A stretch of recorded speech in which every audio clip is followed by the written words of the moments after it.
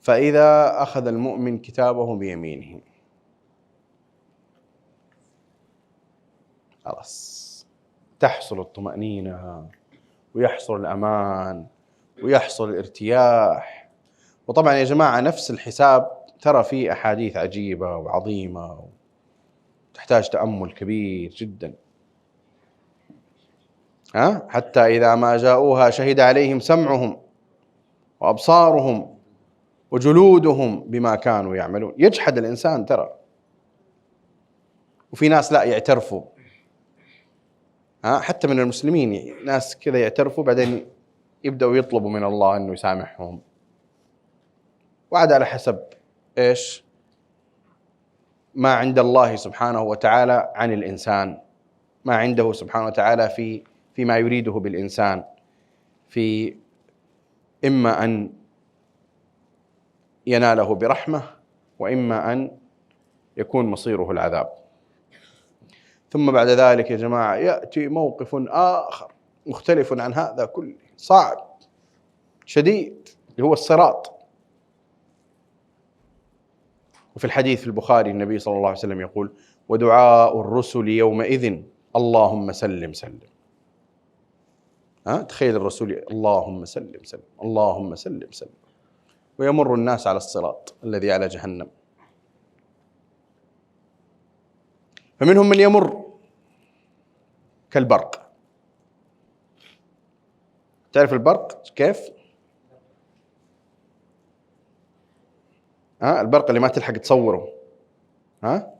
شايف كيف يمر؟ كيف يجي البرق؟ في ناس الصراط هذا الطويل الذي فوق جهنم الصعب الحاد، منهم من يمر فوقه كالبرق، ومنهم من يمر كالريح مثل سرعة الرياح، ومنهم من يمر كأجاويد الخيل والركاب. كيف الخيل الكويس اللي يجري منهم يمر بهذه السرعة، ومنهم إلى أن يصل الإنسان المشية المنعرجة هذه أو المتعرجة ولا الحبو. ومنهم من لا يكاد يكمل شيئا من طريقه على الصراط حتى يسقط. قال النبي صلى الله عليه وسلم: وعليه أي على الصراط كلاليب،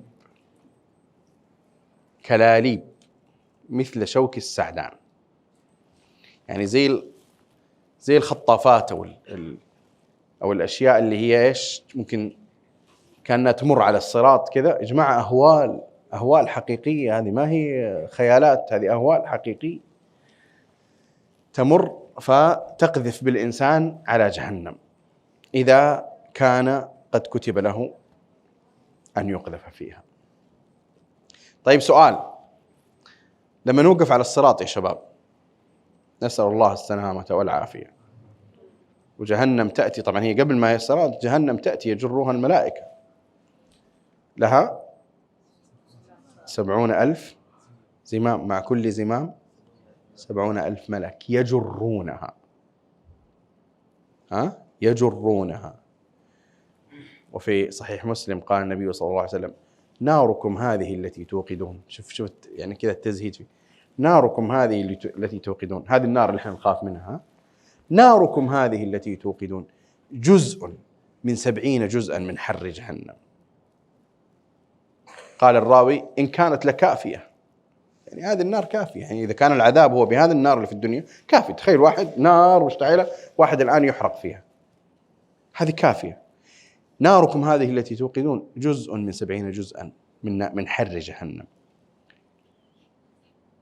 يضرب عليها الصراط. هذا المشهد الناس يرونه، والنار تجر 70,000 زمام، مع كل زمام 70,000 ملك، أو 70,000 ملك. مشهد مهول وعظيم. وجيء يومئذ بجهنم، يعني جهنم يجاء بها، يعني مو لما نخرج يوم القيامة يكون في جهنم، لا، بعد أحداث معينة يجاء بجهنم. وجيء يومئذ بجهنم يومئذ يتذكر الإنسان وأنى له الذكرى.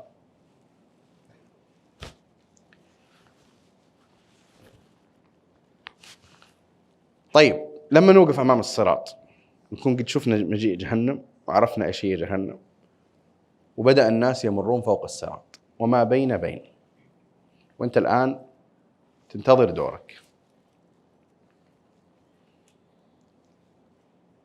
الآن ترى ليس فقط أنت تفكر في السلامة، أنت رأيت أناس مروا كالبرق، صح؟ ورأيت أناس مروا كالريح، ورأيت أناس مروا كأجاويد الخيل، ورأيت أناس مروا. إيش تتمنى؟ إيش تتمنى؟ تتمنى أول شيء إنه يا رب أبغى زي هذا البرق. جهنم تحتك حبيبي، أنت الآن ما يا رب كالبرق. ها؟ تتمنى. سؤال: أرأيتم أولئك الذين كانوا يتعبون في الدنيا؟ أرأيتم أولئك السابقين إلى الخيرات في الدنيا؟ أرأيتم أولئك المخلصين المتوكلين المنيبين الصادقين الصابرين؟ أرأيتم أولئك الذين يعلون كلمة الله ويصبرون ويضحون في سبيل الله؟ أرأيتم أولئك الذين يقومون الليل؟ أرأيتم أولئك الذين لا يظلمون الناس؟ أرأيتم أولئك الذين يقومون بحقوق الله وحقوق خلقه؟ أرأيتم أولئك الذين تصدقوا عن أيمانهم وعن شمائلهم ومن أمامهم ومن خلفهم؟ أرأيتم أولئك الذين تورعوا؟ أرأيتم أولئك الذين كفوا ألسنتهم عن الحرام والطعن في الناس؟ أرأيتم أولئك الذين الذين استكثروا من تلك الخيرات؟ لن يندموا على لحظة تعبوها في الدنيا، لأنه النجاة يوم القيامة ليست متساوية، في نجاة أعلى منها، في نجاة أعلى منها، في نجاة أعلى منها، إلى ما لا تتخيل من التفاوت، خاصة في الجنة. وفضل الله المجاهدين على القاعدين أجرا عظيما، إيش؟ درجات منه ومغفرة ورحمة. وفي سورة الإسراء إيش؟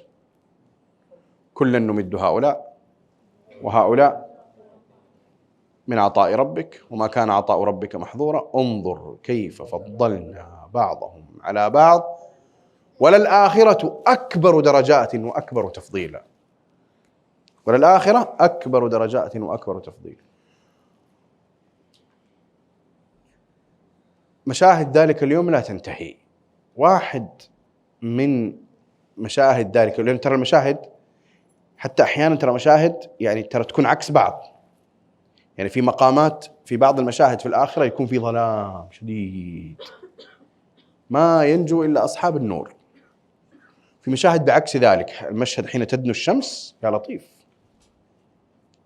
طبعا ليس ظلاما ولكن حر شديد بعدين الأرض إيش؟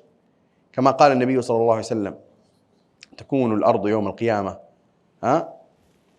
كقرصة نقي بيضاء عفراء ليس فيها معلم لأحد، لا ترى فيها عوجا ولا أمتا. أرض مستوية، الجبال، الأشجار، طلعة نزلة، عماير، مظلات، مواقف، ما في ولا شيء، كله أرض واحدة. وتدنو الشمس، الكل في حر شديد إلا من كان من أحد السبعة الذين يظلهم الله في ظله يوم لا ظل إلا ظله. هناك يوم لا ظل إلا ظله. وسلني عاد عن هؤلاء السبعة، وسلني عن ارتياحهم في ذلك اليوم. الصراط، العبور على الصراط: وإن منكم إلا واردها. قسم من الله سبحانه وتعالى. أنت داخل في منكم ولا ما أنت داخل؟ ما في أحد ما هو داخل في منكم. وإن منكم إلا واردها، هذا المرور على الصراط كان على ربك حتما مقضيا ثم ننجي الذين اتقوا ونذر الظالمين فيها جثيا.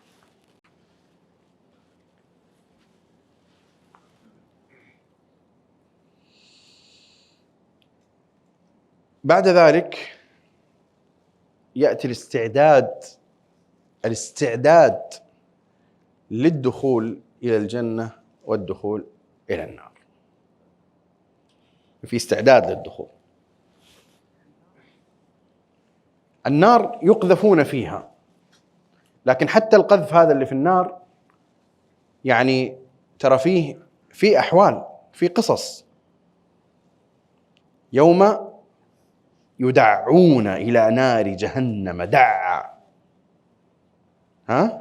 هذه النار التي كنتم بها تكذبون.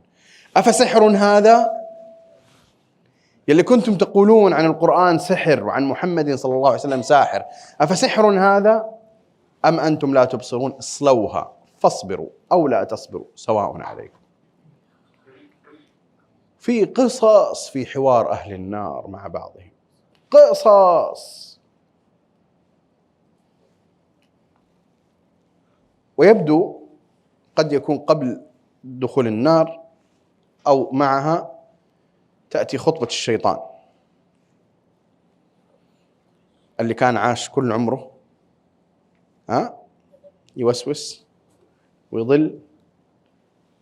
وقال الشيطان لما قضي الأمر إن الله وعدكم وعد الحق ووعدتكم فأخلفتكم وما كان لي عليكم من سلطان إلا أن دعوتكم فاستجبتم لي فلا تلوموني ولوموا أنفسكم ما أنا بمصرخكم وما أنتم بمصرخي إني كفرت بما أشركتموني من قبل.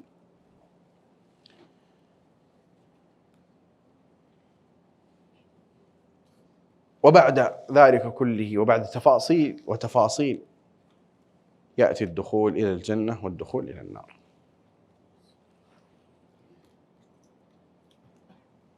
أما الدخول إلى الجنة فالذين سيدخلون الجنة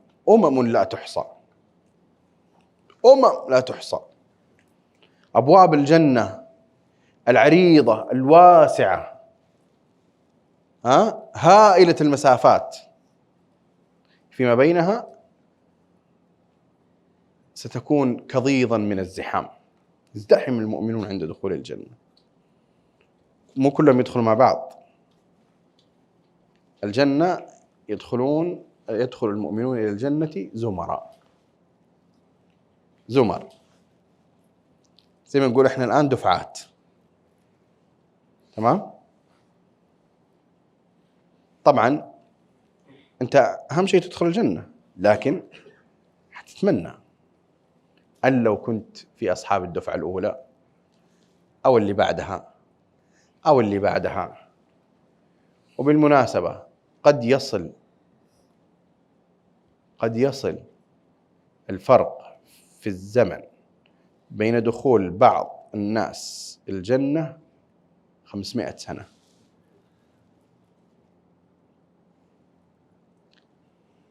ليش؟ لتأخر حساب بعض الناس. أول من يدخل الجنة فقراء المهاجرين، ما عندهم حساب كثير. في أناس يتأخر حسابهم كثيرا، البشر كلهم. وهناك من يدخل الجنة أصلا بلا إيش؟ شفتوا المشاهد كلها اللي تكلمنا عنها؟ في ناس مباشرة يدخلون الجنة، كما قال النبي صلى الله عليه وسلم ومعهم 70,000 يدخلون الجنة بلا حساب. يعني ليس قبل الانتظار، كل الناس سينتظرون الانتظار الأول قبل الحساب، لكن لما يبدأ الحساب هؤلاء يدخلون الجنة مباشرة. والبشرية من لدن آدم إلى قيام الساعة كلها تحاسب. هؤلاء وناس من بين البشرية كلها في 70,000 بس. يعني كم النسبة؟ يعني شوف النبي صلى الله عليه وسلم يقول ما أنتم، إحنا الأمة في الأمم إلا كالشعرة السوداء أو البيضاء في جلد الثور الأسود، أو السوداء في جلد الثور الأحمر. فإيش 70,000 من البشرية يدخلون بلا حساب؟ قال عكاش بن محصن: يا رسول الله ادعو الله أن يجعلني منهم. قال: أنت منهم، أنت منهم. في جائزة أحلى من هذه؟ في شيء ممكن تبشر به في الحياة أكبر من هذا؟ ماذا فعل عكاشة بعد البشرى؟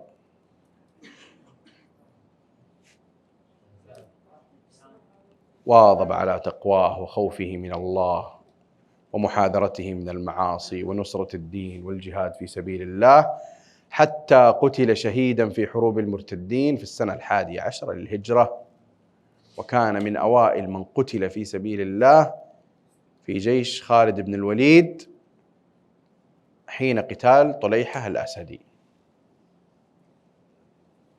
وناس يعرفون الله سبحانه وتعالى. وكان من أهل بدر رضي الله تعالى عنه وارضاه. قال النبي صلى الله عليه وسلم: أول زمرة تدخل الجنة على صورة القمر ليلة البدر، والذين بعدهم أو الذين على إثرهم إيش؟ كأشد كوكب دري إضاءة. تفاوت درجات الإضاءة في الوجه، درجات نور الوجه لمن سيدخل الجنة تتفاوت بين الزمر والدفعات، تتفاوت بين الزمر والدفعات. فإذا دخل المؤمنون الجنة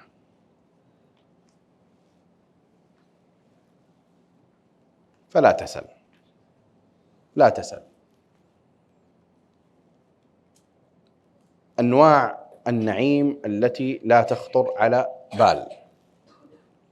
بعدين كل شيء من كل باب من أبواب النعيم فيه كلام وحديث وأوصاف. يعني في باب كذا، باب من الكلام من النعيم اسمه الأنهار. في باب من النعيم اسمه البيوت. ترى في ممتلكات، تدري يا جماعة الخير إنه بعض الناس ملكه الشخصي الخاص في الجنة أكبر من مساحة بعض الدول الكبيرة؟ لا تحسب الجنة ما تكفي، يعني لا يجي في بالك بس هذا الخاطر. يعني آخر شيء تتوقعه إنه الجنة ما تكفي، لأنه الجنة عرضها إيش؟ سماوات والأرض. شفت لما نقول الآن مسافات المجرة درب التبانة مدري كم مليار سنة ضوئية، مدري مليون سنة ضوئية، شفت السماوات هاي؟ الجنة ترى بساعتها، لا تحسب ما يكفيها. وإذا رأيت ثم رأيت نعيما وإيش؟ وملكا كبيرا. وفي الحديث الصحيح عن النبي صلى الله عليه وسلم يقول يذكر النبي صلى الله عليه وسلم إن للمؤمن في الجنة خيمة من در أو من لؤلؤة مجوفة عرضها 60 ميلا. 60 ميل عرض الخيمة اللي هي من لؤلؤة مجوفة. لا تسأل عن النعيم، لا تسأل عن الأنهار، لا تسأل عن القصور، لا تسأل عن الجنان نفسها. ترى الجنة جنات، هي ما هي جنة، هي جنات. وكما في البخاري عن النبي صلى الله عليه وسلم قال: جنتان من فضة آنيتهما وما فيهما، وجنتان من ذهب آنيتهما وما فيهما. وفي سورة الرحمن: ولمن خاف مقام ربه جنتان إيش؟ ذواتا أفنان فبأي آلاء ربكما تكذبون. وبعدما وصفها الله سبحانه وتعالى قال: ومن دونهما جنتان فبأي آلاء ربكما تكذبان مدهامتان. ماذا تتحدث في الجنة؟ عن أي شيء تتحدث؟ تحدثنا عن الراحة النفسية. يقول النبي صلى الله عليه وسلم في الحديث الصحيح عن أهل الجنة: لا اختلاف بينهم ولا تباغض. كفي هذا، لا اختلاف بينهم، ما في اختلاف، بس لا اختلاف ولا تباغض. لا يبولون، لا يتغوطون، لا يمتخطون، تمام، ما في أذى، لا يسمعون فيها لغوا ولا تأثيما إلا قيلا سلاما سلاما. طب وانت في وسط هذا النعيم تخاف انه يتبدل؟ ما يتبدل، ولا حتموت ولا حيغير ولا حيصير ولا شيء يتغير. إن الذين آمنوا وعملوا الصالحات كانت لهم جنات الفردوس نزلا خالدين فيها لا يبغون عنها حولا. طبعا احنا قلنا الجنة فيها دخولها فيها مشاهد، لأنه في أبواب، جنة لها أبواب، كل شيء مرتب، كل شيء مقسوم ومحدد بالضبط. شفتوا لما تجي مثلا حشود في الدنيا زي في الحج مثلا، ولا تخصص لها وزارات، وبعدين تصير مشاكل، هذا يضيع وهذا يفقد الحملة حقة الحج حقته، وهذا ما أدري ايش يصير، وهذا يصير عليه زحمة ويموت، وهذا سبحان الله في الآخرة يلهم الإنسان طريق. ولذلك جاء في الحديث لأحدكم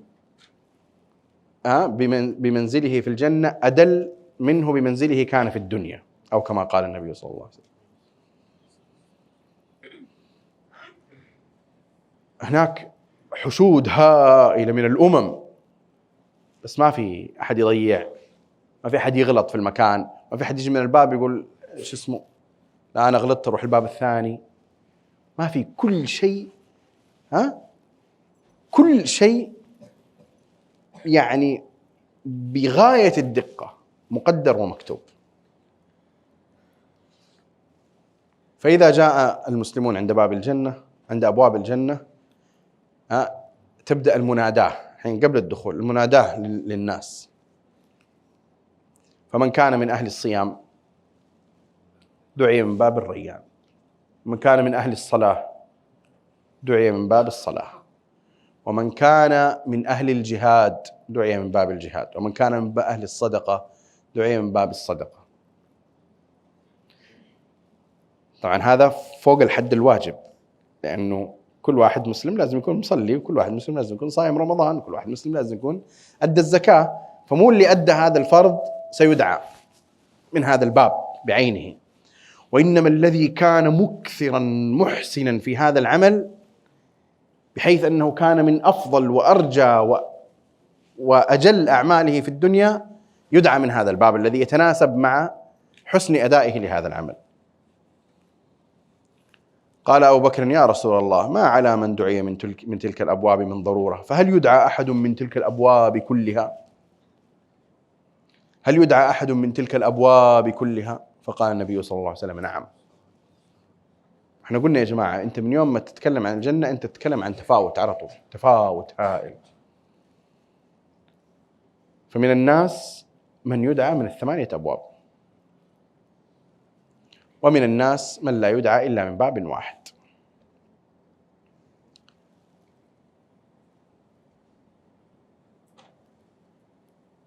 المهم في الجنة تفاوت درجات، غرف، منازل، وفي ناس في المنازل الدنيا يرون أصحاب المنازل العالية، وفي ناس خرجوا من النار للتو من أهل الإسلام ممن لهم ذنوب وسيئات رجحت على حسناتهم، يخرجون من النار إلى الجنة بعدما أخذ أهل الجنة منازلهم.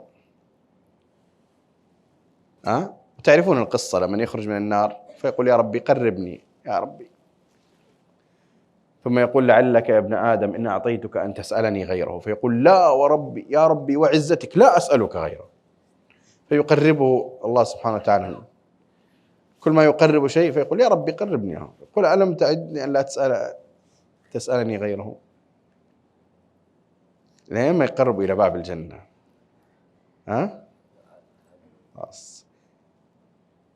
حتى يعني إذا رأى الله سبحانه وتعالى من الإنسان ما لا صبر له يدخله الجنة ويقول له تمنى، قبل ما يدخل تمنى، فيتمنى، يقول له أترضى أن يكون لك مثل ملك من ملوك الدنيا؟ هو الحين من طالع من النار، يعني هو من النار، هو أول شيء في النار من أمنياته أنه هو يكون تراب، صح؟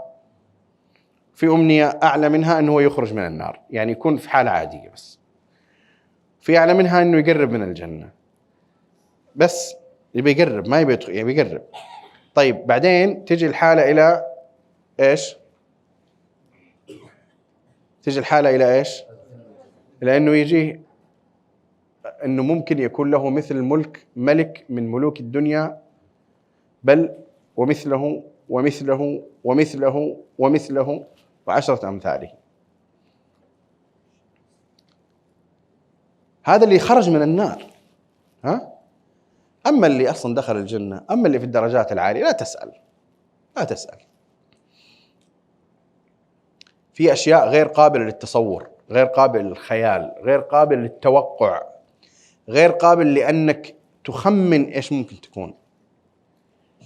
وفي ناس تكون منزلتهم في الجنة أن يكونوا مرافقين للنبي صلى الله عليه وسلم. مرافق للنبي صلى الله عليه وسلم، يعني مو بس إنك حرمت صحبته في الدنيا، إنه تراه فقط في الآخرة، تراه، وإنه ترد عليه الحوض. لا، أن تكون النتيجة أن ترافقه في الجنة. والدليل على ذلك كما تعلمون حديث خادم النبي صلى الله عليه وسلم، لما خدم النبي صلى الله عليه وسلم فقال له: سلني. قال: أسألك مرافقتك في الجنة. قال: أو غير ذلك؟ قال: هو ذاك، ما أبغى غير هذا. شوفوا يا جماعة، مع كونه خادما للنبي صلى الله عليه وسلم، مع كونه صحابيا، مع كونه كان لا بد من زيادة عمل حتى يبلغ هذه المنزلة. قال صلى الله عليه وسلم: فأعني على نفسك بكثرة السجود. فأعني على نفسك بكثرة السجود. في ناس ترافق النبي صلى الله عليه وسلم، وفي ناس لا، في منازل يتراءون أهل الغرف كما تتراءون الكوكب الدرية الغابرة في الأفق. يعني إذا خرجنا كذا بعدنا عن الأضواء، شوف السماء، شوف أحيانا كواكب مضيئة ما تعرف إيش في الكوكب هذا، صح؟ إذا أخذت لك تلسكوب كذا وقربت تشوف بعض معالم الكوكب. في ناس راح تكون منازلهم في الجنة مثل هذه، في طبقة من طبقات الجنة بس يرون من بعيد هكذا. إيش عندهم من نعيم؟ هذول اللي تحت ما يعرفوا اللي فوق إيش اللي عندهم من نعيم، ولا تسأل أولئك إيش عندهم من نعيم. ولما سأل موسى عليه السلام ربه عن أدنى أهل الجنة منزلة وأعلى أهل الجنة منزلة، فقال له الله سبحانه وتعالى عن أدنى أهل الجنة منزلة ثم أعلى أهل الجنة منزلة. أعلى أهل الجنة منزلة ما يكون هناك وصف تفصيلي. قال لموسى، هذا الحديث في صحيح مسلم. اسمعوا يا جماعة، عشان يعني خلاص هو ما يحتاج تشرح أكثر من هذا الحديث. قال الله تعالى: أما أعلى أهل الجنة منزلة فأولئك الذين أردت غرست كرامتهم بيدي وختمت عليها فلم تر عين ولم تسمع أذن ولم يخطر على قلب بشر. فلم تر عين ولم تسمع أذن ولم يخطر على قلب بشر. عندك خيال واسع، تصرف عمرك في التخيل النعيم الذي لم يتخيله أحد، لا تستطيع أن تتخيل ما يمكن أن يكون من النعيم لأولئك. فلا تعلم نفس، ما في نفس تعلم ما أخفي لهم من قرة أعين. فلا تعلم نفس ما أخفي لهم من قرة أعين جزاء بما كانوا يعملون أفمن كان مؤمنا كمن كان فاسقا لا يستوون. أما الذين آمنوا وعملوا الصالحات فلهم جنات المأوى نزلا بما كانوا يعملون. كم الحديث في القرآن عن الجنة؟ كثير. فما بال الإنسان يغفل عن هذا الأمر وعن استحضاره؟ كم الحديث في القرآن عن النار؟ فما بال الإنسان يغفل عن هذا الأمر وعن استحضاره؟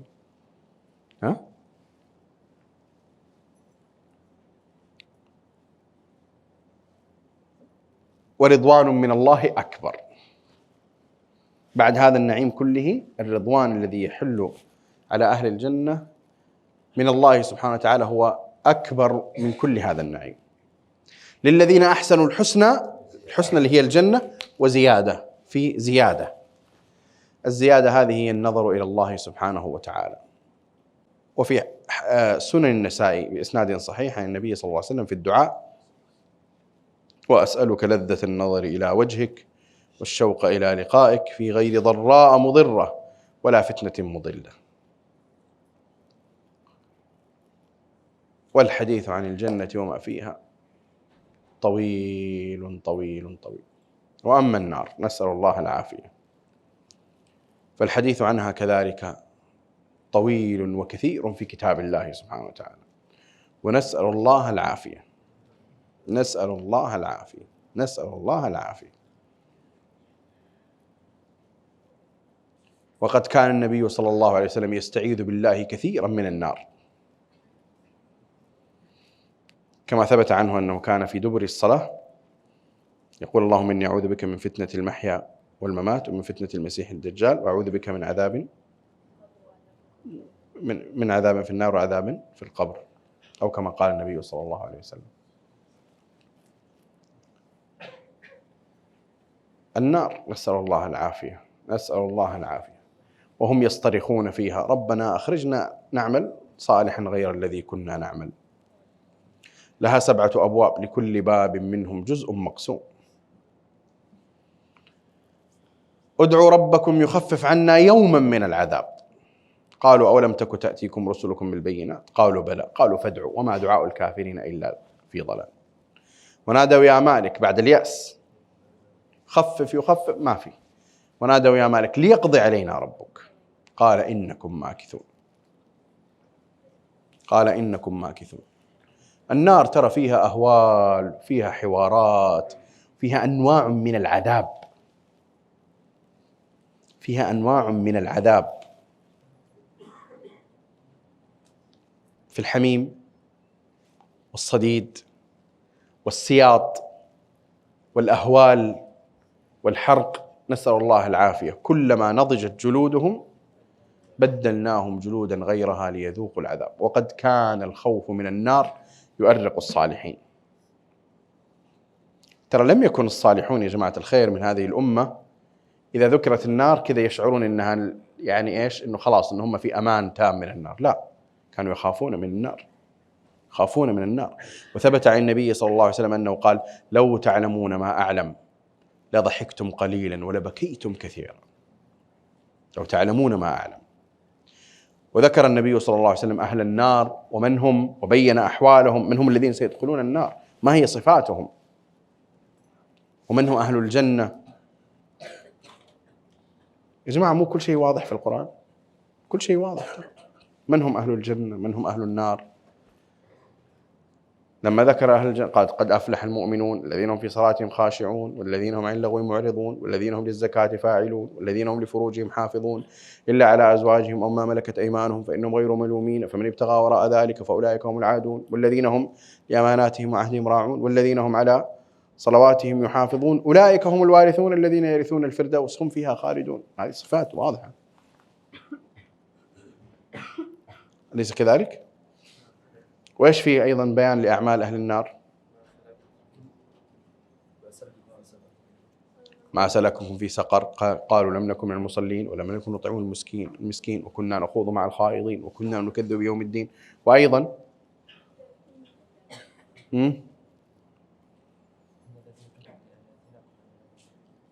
حتى في الأعمال المعينة: إن الذين يأكلون أموال اليتامى ظلما إنما يأكلون في بطونهم نارا وسيصلون سعيرا. والذين يكنزون الذهب والفضة ولا ينفقونها في سبيل الله فبشرهم بعذاب أليم يوم يحمى عليها في نار جهنم فتكوى بها جباههم وجنوبهم وظهورهم هذا ما كنزتم لأنفسكم فذوقوا ما كنتم تكنزون، إلى آخره. والأحاديث الكثيرة التي فيها بيان عذاب آكل الربا، الزنا والزواني، إلى آخره من الآيات والأحاديث الكثيرة التي تفصل أعمالهم. كل شيء واضح، كل شيء واضح. فالخلاصة من هذا كله والشاهد من هذا كله المقدمة التي ابتدأت بها، وهي إن كان للإنسان أن يوصي من يحب بوصية جامعة فإن من أعظم الوصايا دوام تذكر الآخرة. من أعظم الوصايا دوام تذكر الآخرة، وأن من أعظم وظائف الشيطان في هذه الحياة أن ينسيك هذا الاستحضار وهذا التذكر وهذا الأمر العظيم. دوره يخليك تنسى، دوره يخليك تغفل، وإذا غفلت عن هذا الاستحضار إيش اللي راح يصير؟ ستذهب إلى ما تحب النفس والهوى، وهذا طريق جهنم. وإذا استحضرت سترتفع بقلبك وفكرك وعقلك عن أهوائك. هي هذه النتيجة والخلاصة، صح ولا لا؟ ورجل دعته امرأة ذات منصب وجمال فقال إني أخاف الله. يعني هي هذه، هذا داعي النفس، وفي داعي العقل والقلب إني أخاف الله، زجر النفس. وأما من خاف مقام ربه هذا السبب، والنتيجة إيش؟ نهى النفس عن الهوى. شايف كيف؟ نهى النفس. يعني أنت النفس تبغى شيء، يأتي صاحب النفس هذه اللي هو أنت تنهاها. شوف، أنت تنهاها عن الهوى، والسبب في ذلك إيش؟ خاف مقام ربه. ومتى يخاف مقام ربه؟ إذا كان مستحضرا. فإن الجنة هي المأوى. فلذلك إن كان من وصية جامعة فهي الوصية بدوام استحضار الآخرة، وما راح ينفعك إلا صدقك مع الله. إيش قال الله؟ هذا يوم ينفع الصادقين صدقهم. يوم يا أيها الناس اتقوا ربكم واخشوا يوما لا يجزي والد عن ولده ولا مولود هو جاز عن والده شيئا. يا بني إسرائيل اذكروا نعمتي التي أنعمت عليكم وأني فضلتكم على العالمين واتقوا يوما لا تجزي نفس عن نفس شيئا. لا تجزي نفس عن نفس شيئا. زوجتك، أمك، أبوك، أولادك، أصحابك اللي تفدوا بعض بأرواحكم، الأخلاء يومئذ بعضهم لبعض عدو إلا المتقين. فلا تظن أنه العلاقات الموجودة الآن في الدنيا من جهة القرابة ومن جهة الأصحاب ومن جهة الأعمال، لا تظن أنه هي كذا حتروح زي ما هي في الآخرة. وأنه كذا نفسهم تقول لهم الآن والله عندنا يعني في أمر جاي، إيش رأيكم إيش نسوي شباب؟ ما في أحد يكلم، كل واحد يخاف من الثاني ويفر، ما أحد يدور إلا النجاة. فكما أن في الآخرة هناك لا يبحث أحد إلا عن النجاة، فأنت هنا في الدنيا لا تبحث إلا عن نجاة نفسك في الأساس، ثم بعد ذلك ابحث عن أن تكون سببا في نجاة غيرك، وهذا خير عظيم وهو سبب لنجاة نفسك أصلا.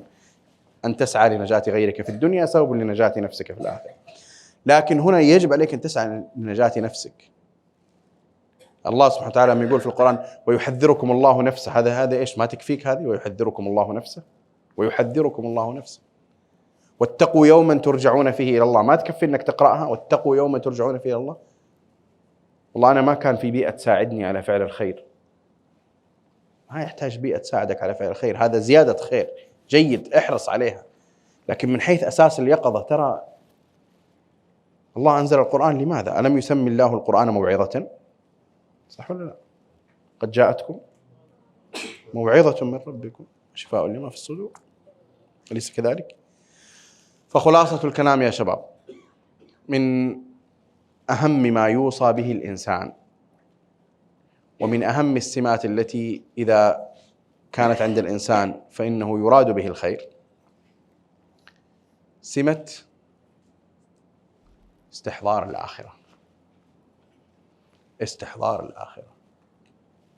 فهذا يا شباب هو من أهم أسباب النجاة في الآخرة بإذن الله، وهذا هو الفلاح، وهذا هو الخير. وترى هذا يهون مصائب الدنيا ويجعل موازين الدنيا في حجمها الطبيعي، وبل بالعكس قد يجعلك تفرح ببعض المصائب اللي تأتيك في الدنيا، والمصائب والشدائد والأمراض والأهوال والمتاعب في الدنيا، لأنك تعلم أن هي من أهم الأسباب التي ستنجيك في الآخرة لما تصبر وتحتسب. بل شفتوا الحساب وهذا أحيانا لما تجي تقول يا الله خسارة والله ما مرضت إلا 2 سنين، يا ليتها كانت 10 سنوات. لما تشوف السيئات حقتك اللي بدأت تسقط من موازينك بسبب المصاعب اللي مريت فيها في الحياة، كله تكفير خطايا وذنوب. فنقول بالعكس اللي يستحضر الآخرة يا جماعة ما يحزن، يعني ما يعني حتى لو اشتدت عليه الأمور فلها حدود مهما كان، يتألم يحزن الحزن الطبيعي البشري، لكنه ما تأخذ الأمور أكبر من حدها. ثم ثبت عن النبي صلى الله عليه وسلم كما في صحيح مسلم أنه قال: ما الدنيا في الآخرة إلا كما يضع أحدكم إصبعه هذه في اليم البحر فلينظر بما يرجع. روح قدام بحر، ضع إصبعك في البحر وارفع. كم نسبة الماء الذي علق بإصبعك أمام ماء البحر؟ هذه نسبة الدنيا أمام الآخرة. هذه الحقيقة. شفت هذه النسبة هي التي يفني أهل الدنيا أعمارهم قتالا عليها وسعيا وكدا فيها واتباعا لأهوائهم فيها، وهي ليست إلا وهما وسرابا وحياة سريعة زائلة كالحلم كالخيال ومضة. والله إن العاقل لا يكفيه إنه فقط يلتفت إلى من وراءه في التاريخ، من خلف من البشرية، فينظر إليهم جميعا تحت التراب. العاقل ترى يكفيه هذا، العاقل يكفيه هذا بس. يعني يكفيك إنك تعرف حقيقة الدنيا، مجرد أن تلتفت وراءك فتدرك أن كل البشرية تحت التراب التي سبقتنا، بملوكها وأغنيائها بأنبيائها بصالحيها وفاسقيها كلهم تحت التراب، كلهم تحت التراب. ومن بعدنا سيلتفت إلينا وسيجدنا كلنا تحت التراب. والعاقل يكفيه هذا فقط كحقيقة تزهدك في هذه الحياة الدنيا، تجعلك تتقي الله فيها وتسير فيها بالقدر الذي يرضي الله سبحانه وتعالى، بالقدر الذي تتقي الله فيه ما استطعت، وبالقدر الذي تسير فيه على نور الله سبحانه وتعالى، قائما بحقوق الله، قائما بحقوق الناس، تحسن، لا تظلم، تتقي الله. على أي حال، نسأل الله سبحانه وتعالى العفو والعافية، نسأل الله العفو والعافية، نسأل الله العفو والعافية. اللهم يا ربنا إنا نسألك أن تغفر لنا ذنوبنا، اللهم إنا نسألك الجنة ونعوذ بك من النار، اللهم إنا نسألك الجنة ونعوذ بك من النار، اللهم إنا نسألك الجنة وإنا نعوذ بك من النار. اللهم ربنا لا تكلنا إلى أنفسنا طرفة عين، اللهم ربنا لا تزغ قلوبنا بعد إذ هديتنا، اللهم أعنا ولا تعن علينا، وانصرنا ولا تنصر علينا، وامكر لنا ولا تمكر علينا. ربنا آتنا في الدنيا حسنة وفي الآخرة حسنة وقنا عذاب النار، ربنا آتنا في الدنيا حسنة وفي الآخرة حسنة وقنا عذاب النار، ربنا آتنا في الدنيا حسنة وفي الآخرة حسنة وقنا عذاب النار. اللهم صل على عبدك ورسولك محمد.